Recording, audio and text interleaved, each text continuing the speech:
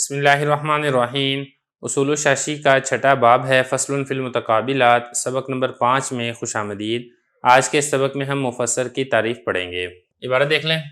وَأَمَّا الْمُفَسَّرُ فَهُوَ مَا ظَهَرَ الْمُرَادُ بِهِ مِنَ اللَّفْظِ بِبَيَانٍ مِنْ قِبَلِ الْمُتَكَلِّمِ بِحَيْثُ لَا يَبْقَى مَعَهُ احْتِمَالُ التَّأْوِيلِ وَالتَّخْصِيصِ، مثالُهُ فِي قَوْلِهِ تَعَالَى فَسَجَدَ الْمَلَائِكَةُ كُلُّهُمْ أَجْمَعُونَ، فَاسْمُ الْمَلَائِكَةِ ظَاهِرٌ فِي الْعُمُومِ إِلَّا أَنَّ احْتِمَالَ التَّخْصِيصِ قَائِمٌ، فانسد باب التخصیص بقوله كلهم، ثم بقي احتمال التفرقة في السجود، فانسد باب التأويل بقوله أجمعون۔ وفي الشرعيات إذا قال تزوجت فلانة شهرا بكذا، فقوله تزوجت ظاهر في النكاح إلا أن احتمال المتعة قائم، فبقوله شهرا فسر المراد به، فقلنا هذا متعة وليس بنكاح۔ ترجمہ دیکھ لیں۔ بہرحال مفسر یہ وہ ہے کہ مراد ظاہر ہو لفظ سے، ایسے بیان کے ساتھ جو کہ متکلم کی جانب سے ہو، اس حیثیت سے کہ باقی نہ رہے اس کے ساتھ تعویل اور تخصیص کا احتمال۔ اس کی مثال اللہ تعالیٰ کا فرمان ہے فَسَجَدَ الْمَلَائِكَةُ كُلُّهُمْ أَجْمَعُونَ۔ ملائکہ کا اسم ظاہر ہے عموم میں، مگر یہ کہ اس میں تخصیص کا احتمال قائم ہے، بند ہو جائے گا تخصیص کا دروازہ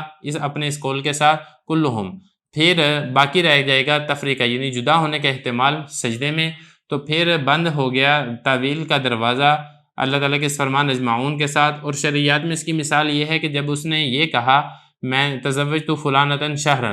میں نے ایک عورت سے نکاح کیا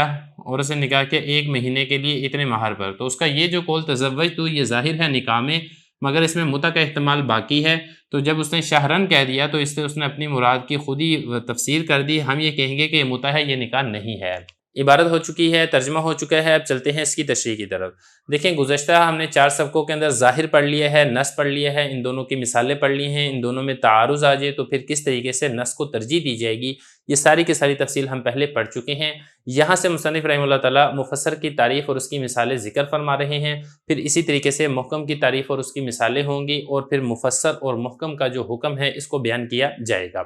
سب سے پہلے آپ سمجھ لیں کہ مفسر کہتے کسے ہیں۔ دیکھیں مفسر وہ کلام ہے جس کی مراد لفظ سے متکلم کے بیان کرنے کی وجہ سے اس طرح ظاہر ہوتی ہے کہ اس کلام میں تعویل کا اور تخصیص کا احتمال باقی ہی نہیں رہتا ہے۔ خلاصہ یہ ہے کہ مفسر ہر ایسی کلام کو کہتے ہیں جو ظہور کے اعتبار سے نص سے اتنا بڑھ جائے کہ اس میں تعویل اور تخصیص کا احتمال باقی نہ رہے۔ تو دیکھیں اس تعریف سے یہ والی بات معلوم ہو رہی ہے کہ مفسر میں جو ظہور ہے، جو بیان ہے، جو وضاحت ہے، وہ نص سے زیادہ ہوتا ہے، کیونکہ نص میں معنی مرادی کے لیے کلام کو لایا تو جاتا ہے، لیکن اس کے باوجود اس میں تعویل اور تخصیص کا احتمال باقی رہتا ہے۔ مفسر کے اندر تعویل اور تخصیص کا احتمال ہی باقی نہیں رہتا ہے، اس لیے مفسر کے اندر جو ظہور ہے، معنی کا واضح ہونا ہے، وہ نص سے بھی زیادہ ہوتا ہے۔ اگر دیکھ لیں عبارت فرما رہے ہیں کہ مفسر وہ ہے کہ معنی مرادی ظاہر ہوتی ہے ایسے لفظ سے جو اس بیان کی وجہ سے آتا ہے، جو متکلم کی جانب سے ہوتا ہے، یعنی متکلم خود وضاحت کر دیتا ہے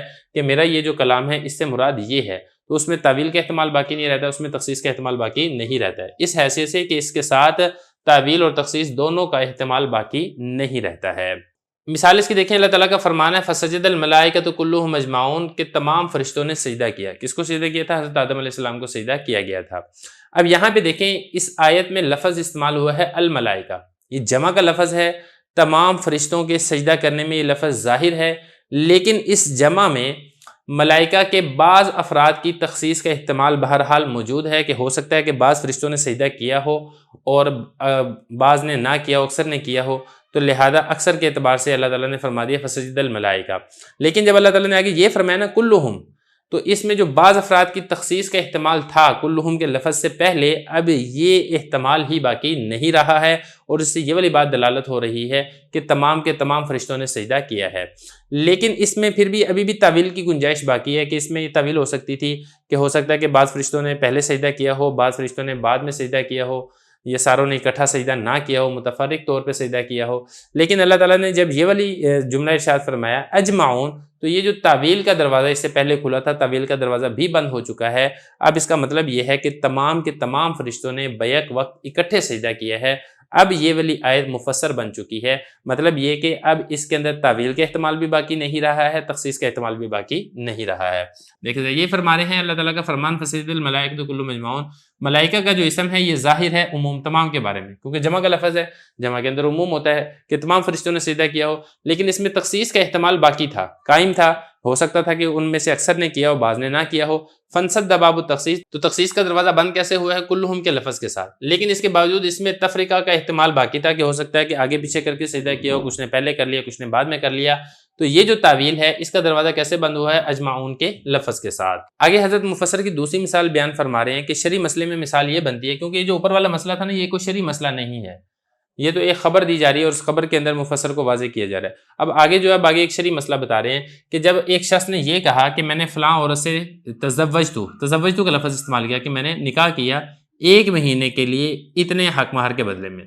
اب یہاں پہ کیا مسئلہ ہے؟ دیکھیں مسئلہ یہاں پر اس طریقے سے ہے، جب اس نے یہ کہا نا تزوجتو فلانتن شہرم بکدا،